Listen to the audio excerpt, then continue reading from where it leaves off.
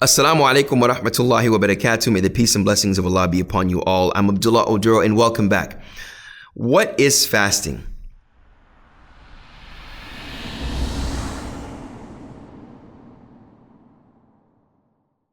Fasting is defined as voluntary deprivation for spiritual conditioning.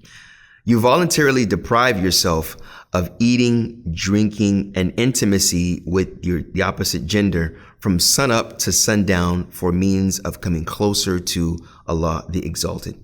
This has been defined in the Qur'an in chapter number 2, verse number 178, where Allah subhanahu wa ta'ala the Exalted says, "O you who believe, fasting has been prescribed upon you as it was prescribed upon the people before you. Perhaps you may become of those who are the righteous."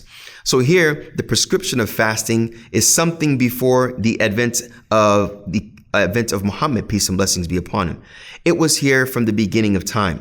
It was a practice to deprive oneself to focus on God and his bounties. As we see, this was a practice that we see Christians even practice with Lent.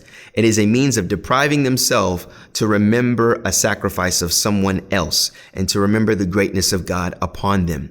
So when looking at this month of Ramadan, the prescription of it is particularly in the 9th month of the Islamic calendar, which is the month of Ramadan. Now, linguistically, scholars even mention the word Ramadan comes from Ramda, which means to burn or heat or fire.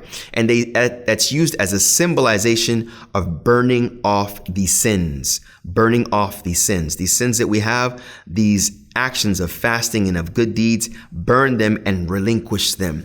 It's also been mentioned that this month is a month that is a hot month, therefore being called Ramadan. At any rate, this is the 9th month that the Muslims should fast from sunup to sundown.